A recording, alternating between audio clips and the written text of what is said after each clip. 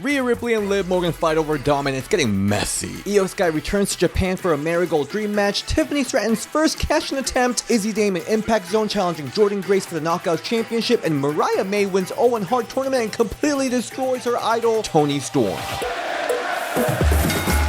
Welcome everyone to Ring the Bell. This is DS and this is your Women's Wrestling Weekly. Thank you everyone so much for all the birthday wishes. I honestly was so overwhelmed by all the comments, DMs, tweets I got over the weekend. I truly really appreciate that. Honestly, I'm just so grateful of the family that we've formed here among the women's wrestling fans. And thanks to all of you guys, I had an amazing birthday weekend and so much happened this week. I watched tons of pro wrestling recovering from hangover, from shocking AEW Owen Hart tournament results to Tiffany's first cash-in attempt to IYO SKY returning to Japan for a Marigold match. Yes, we're going to talk about that match too, but let's first start with SmackDown. So SmackDown opens with our newest Ms. Money in the Bank, Tiffany Stratton, looking beautiful. She's serving fashion and she goes straight to come for the legendary, the GOAT, Trish Stratus, that thankfully she's not here to ruin her moment this time. I love that we're keeping this Trish versus Tiffany teases going. She then threatens all three women's champions and WWE Women's Champion Bayley comes out to congratulate her and remind everyone she was the Money in the Bank winner back in 2019, and Tiffany's like, that's ancient. Then Queen of the Ring winner Nia Jax comes out to drag Bayley, saying that she will be losing her title to Nia anyway come SummerSlam. Bayley then reminds everyone, again, because she really needs to remind everyone how great she is, that she's more than just a hugger. Nia Jax injured in 2017, Grand Slam champion, she's a Royal Rumble winner. Nia then calls her BBL Bayley, which was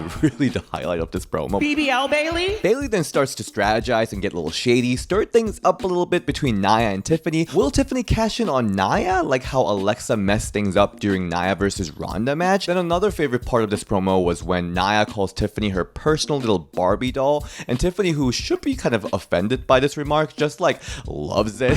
And that's just like so me. I love to be a personal little Barbie doll. And the segment ends with Nia and Tiffany beating down the champion and Michin with the candlestick coming out for the save. Then we got Nia Jax versus Michin, which was a really good match. Literally, Nia had no bad matches since she came back, and Michin having this uphill battle against the monster Nia was just great. Love the head scissors takedown to Cannonball and Mia getting really close 3 count with crowd just booing so loudly. And at the end, Tiffany distracts referee, letting Nia use kendo stick on Michin, but Michin fights back, hitting this beautiful tornado DDT, but Nia catches Mia mid-air for a Samoan drop and finishes Mia with an annihilator. The match was really great, but really my favorite part of this match, if I have to say, was as random as my whole taunt. Nia just spreading her cheeks to Bayley, and I'm like, what is going on here? Looks like some bottom boy mating call. Like, should I be offended or be turned on, Nia? Anyway, post-match, Bayley attacks Nia, but gets outnumbered again by Tiffany and Nia, with Nia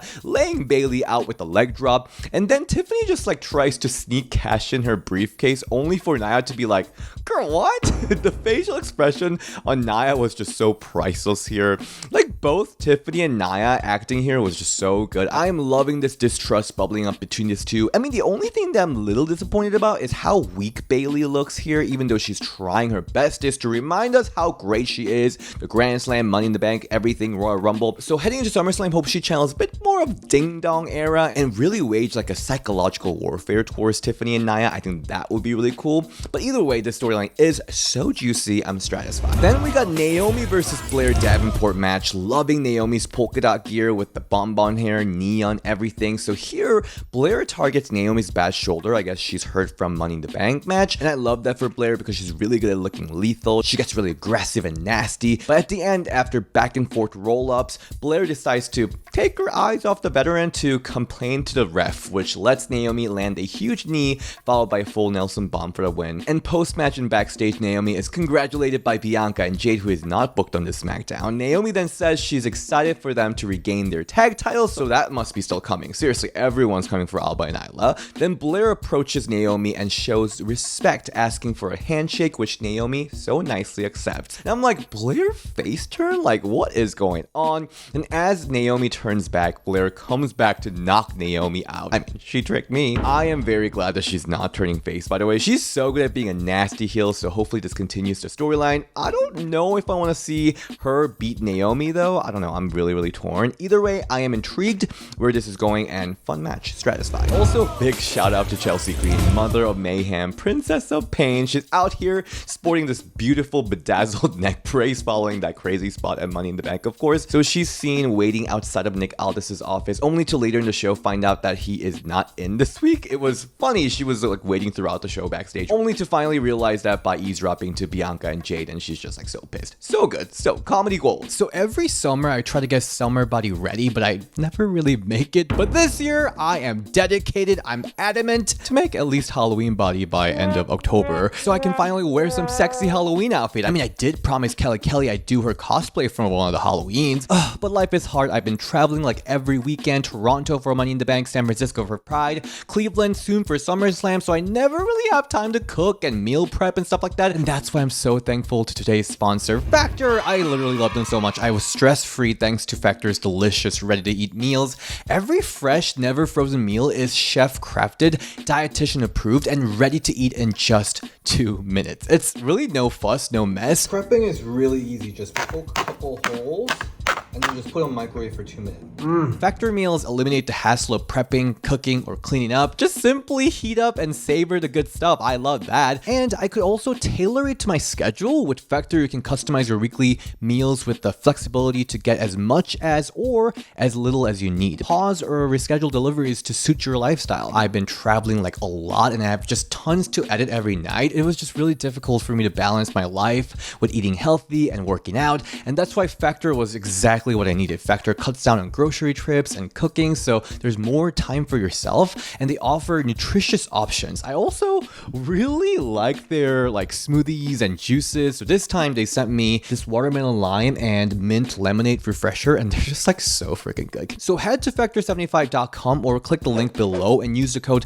BELLE50 to get 50% off your first Factor box and 20% off your next box. That's code BELLE, BELLE 50 at factor75.com to get 50% off your first box plus 20% off your next box while your subscription is active. Seriously, Factor is one of my favorite companies to work with because I literally love their meals so much. Thank you so much, Factor, and thanks to you guys, I will be getting that Kelly Halloween body ready. So Mami, Rhea Ripley is officially back. She opens Raw and she takes her time opening it. We'd spend like first 3 minutes or so just following Rhea backstage, and she's giving diva more than ever. She looks so damn good, first of all, but she knows that she looks good, and she's working the crowd, working the camera, winking and everything. And she calls out the women's world champion Liv Morgan because she has her champion belt. But instead, Dom comes out with a flower to apologize, but Mami isn't having it. She's not even looking at him. And Liv Morgan shows up from the Tron telling everyone she spent a wild weekend in Mexico and she's a screamer.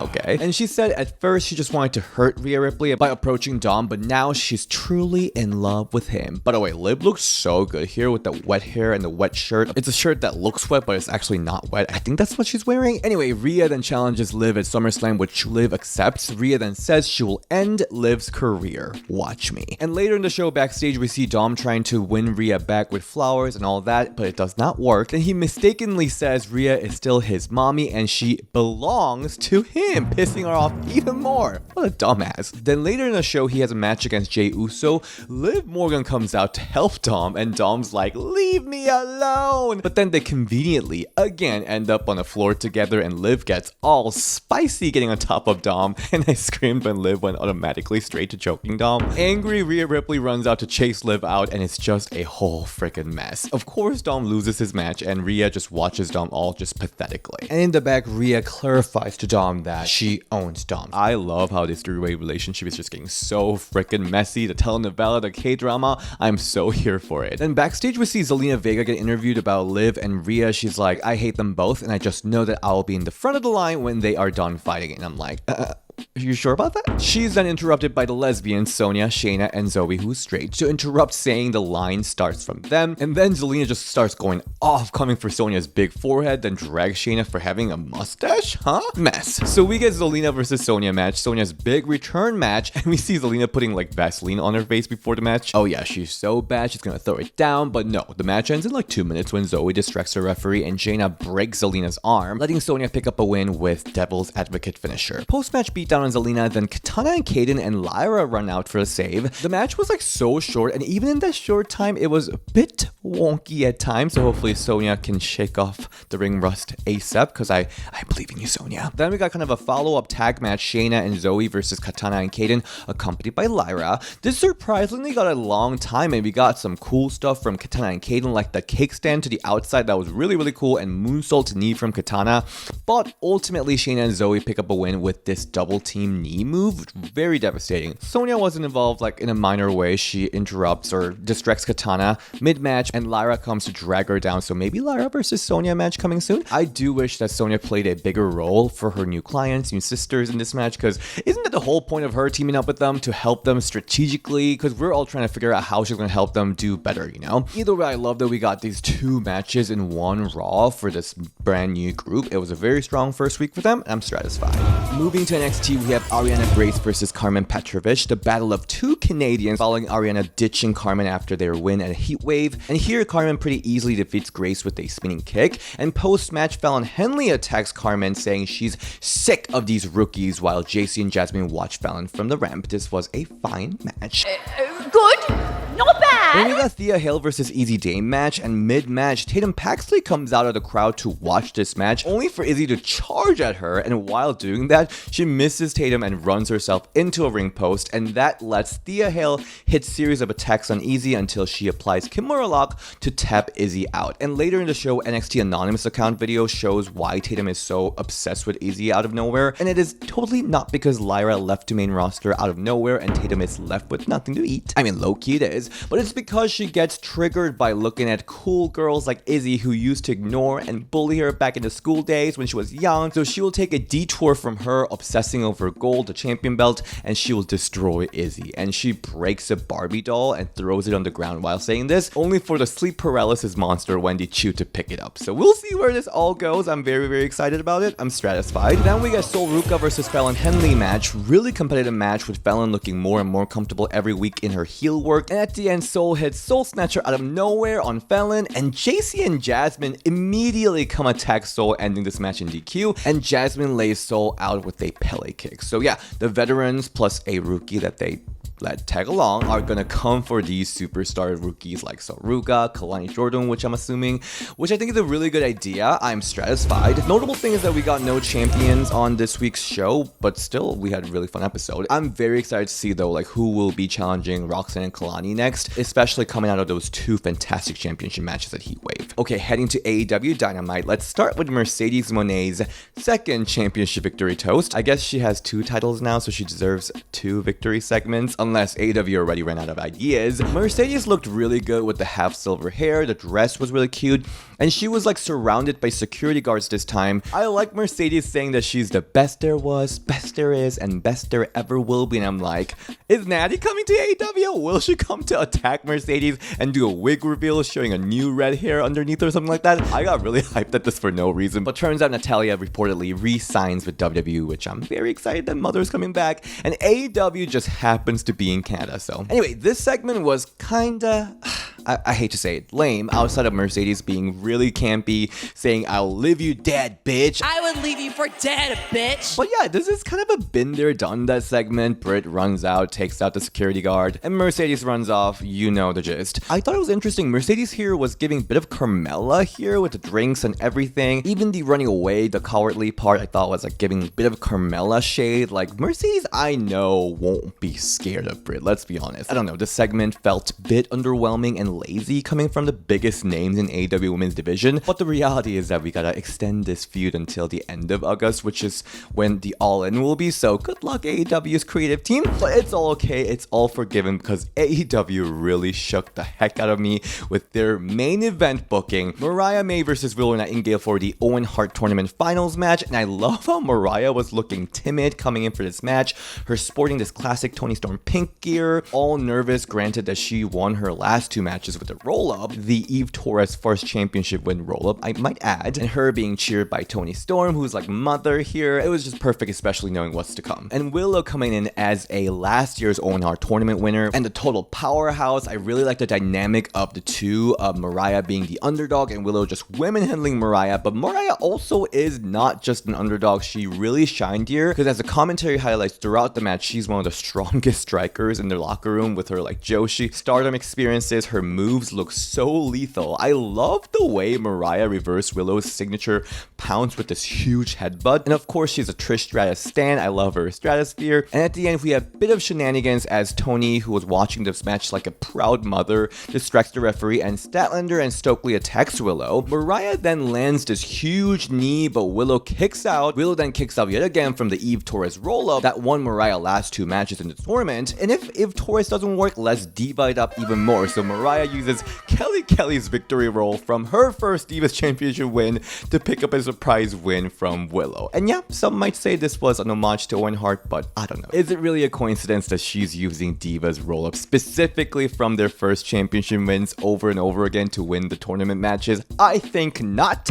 Anyway, so Mariah wins the Owen Hart tournament, winning the opportunity to face Toni Storm, her idol, her mentor, at All In. And even here, Willow shows respect, shaking Mariah's hand. And as excited Toni Storm celebrates with Mariah, Mariah shockingly turns on Toni, attacking Toni mercilessly with the Owen Hart Tournament Championship, causing a total bloodbath. She pushes Luther off the ramp through tables, and Mariah just like, oh my god, viciously pummels Toni's head over and over and over again with the shoe, because beware of the shoe. And as Mariah kisses bloodied up Toni just like cries in a heartbreak. It's just, oh my god, it was so harrowing. And we end Dynamite with crowd chanting, "You sick at Mariah." It's still one of the most chilling segments I remember from women's wrestling, but remember early in the year when Mariah first debuted, when I pointed out how it doesn't make any sense for a Toni Storm #1 fan to have a slogan, "It's all about Mariah." It's all about Mariah, which is weird to me because she's Toni Storm's super fan,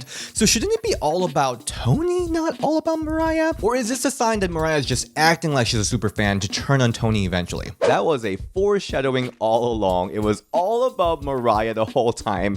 And actually, even in an interview with me, she did say all of Toni's stuff looks pretty good on her. So that was probably another foreshadowing that flew right above my head. It is a perfect fit. All of her stuff looks pretty good on me. It really does. Honestly, beautiful job. Like, everyone involved did incredible job. One of the best storylines and heel turns I've ever seen. And this is really the star-making moment for Mariah May. She deserves that. She's got the look. She can go in the ring. She can do comedy. She can do sex, and she can apparently do a sick shit too. So excited for this. Very super satisfied. Then on Rampage, we had Thunder Rosa versus Rachel Ellering match, and before this match, we see a Deonna Purrazzo promo of her officially proclaiming the age of Virtuosa starting. And you know my gripe with AEW wrestler versus ROH wrestler or local wrestler matches. They do it all the time, so predictable. And Thunder Rosa defeats Rachel pretty easily with this Cobra Clutch submission of sorts. And as Thunder celebrates with Rachel, Deonna attacks both Thunder and Rachel, and she lays out Thunder with this huge bicycle kick.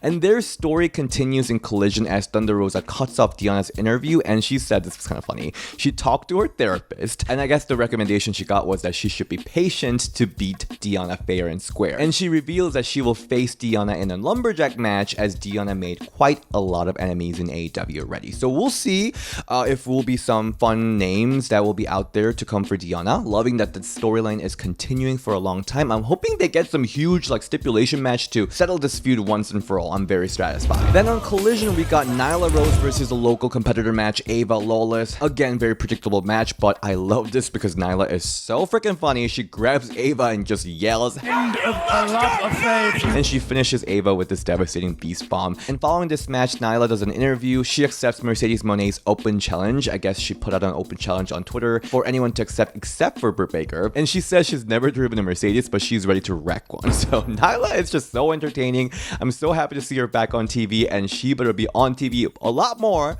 I'm very excited for this match. Very satisfied. Then we get Sky Blue versus Harley Cameron with Saraya match. So here they kind of announced this as like Sky's big makeover, and I guess she finally recovered from Julia Hart virus, and she's now a cowgirl. Kind of a mean cowgirl still. She's a heel. I don't know if there's like a character reasoning behind how she became a goth emo girl to a cowgirl, but damn, she looks good. The match was fun. Harley Cameron is really improving really nicely. She's really entertaining to watch in general. And at the end, Sky hits rack attack followed by this head and arm vice choke of sorts to tap Harley out. In post-match interviews, Sky says that bitches need to put some respect on her name, and she challenges one of the best in the locker room, Hikaru Shida, for a match. Yeah, AEW is definitely visibly making efforts to build storyline for a lot of their women, and it's really showing. It's great. I'm Stratusfied.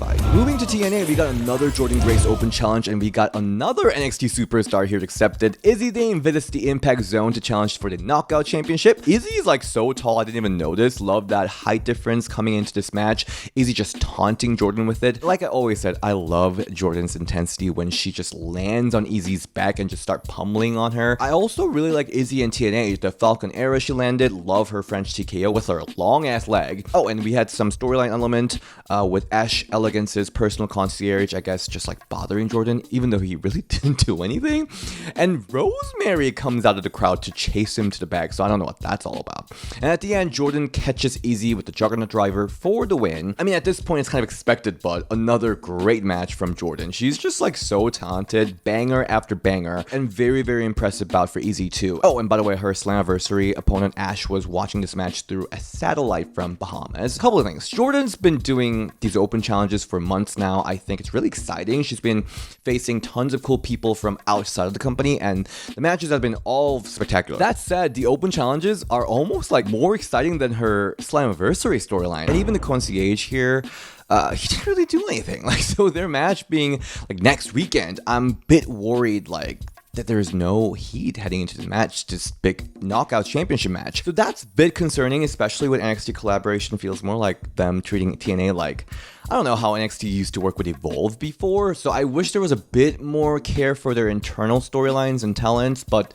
the match slapped anyways. I'm Stratusfied. And we got the quintessential knockout Giselle Shaw versus Tasha Steelz match with Tasha attacking Giselle while she was posing, so that was really cool. And this was a super competitive match between the two with a lot of reversals, and at the end, Giselle catches Tasha with a denouncement knee strike, that's what she's calling, I guess. Denouncement knee strike for the win. Yeah, I mean, good to see Giselle being built back up as a credible threat, but also, you know me, I'm such a diva fan. I personally just loved her quintessential diva character. I think it suited her perfectly, and she was such a good heel. She milked that character so well. I am on this rebranding journey with open heart because I do love Giselle, and I also just love how much of a positive figure she is for the wrestling, the Asian community, the queer community. So far, I'm waiting to be gagged. I do love that she gets to show more of a serious side in the ring because she is a really good wrestler, and I think that diva character might have stopped some of the fans from seeing that, but we shall see. I'll be watching closely. Whatever, this match was fun. I'm Stratusfied. And backstage, we see Xia Brookside watching this match, and she says she's coming for Alicia Edwards, so that storyline is also brewing. And we see this promo from Steph DeLander. She's back in Australia, walking in the beach, being like all romantic. She's in mood for love. She talks about how she gave up on love after all the failed dating apps and everything,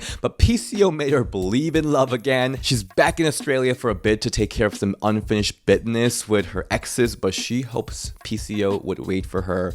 So I don't know what's going on, if there's like actually like a logistical stuff that she needs to be out of country for a little bit, or this is like a storyline thing where we'll be seeing more of these like funny skits. But I am a fan of this love story, and like I said, there's a lot of potential. Like, there's really good characters within Knockouts division, so TNA just really needs to focus on getting the ball rolling within themselves right now, because I'm a little worried about what's going on within the Knockouts division. And lastly, I gotta talk about this Marigold match. IYO SKY returning to Joshi scene for a match against Utami Hayashishida, and this match was so freaking good. But on top of just being good, I think this was like a rediscovery of IYO SKY, and to a point, almost like a look into a WWE style of wrestling. So we all know that IYO is out here doing match of the year contender caliber matches within WWE at WrestleMania and stuff like that, but this match shows what you can do outside of that WWE's like constraints of what you can do and cannot do. So here, IYO obviously looked like a total freaking star, and holy shit, and she really got to show what she can do outside of her WWE approved IYO SKY moveset, if that makes sense. The top rope Poisarana, the pile driver, the 619, everything. Like, it was just really cool to see that.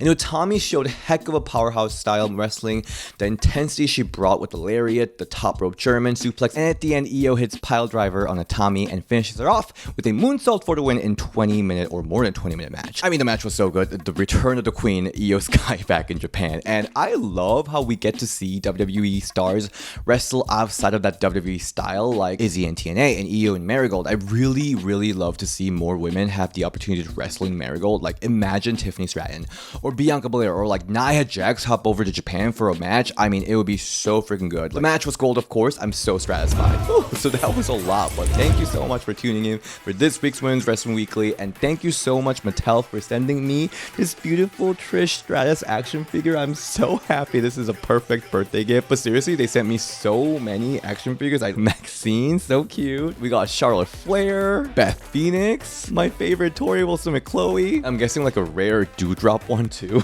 And oh my god, the Wendy Richter one. I hope I can interview her one day. But seriously, thank you so much. You will see the action figure throughout the series, or I don't know. I kind of want to do something with all these action figures I got. Chelsea says she wants to do an action figure review with me, so maybe you can do that. I kind of want to do an ASMR like action figure review, so we'll see. Thank you again for everyone for tuning in, and thank you again for all the birthday wishes. And if you want to follow me and see what I did for my birthday weekend, you can follow me at DSG on Instagram and Ring the Bell DS on Twitter. And I'll see you next time. Bye.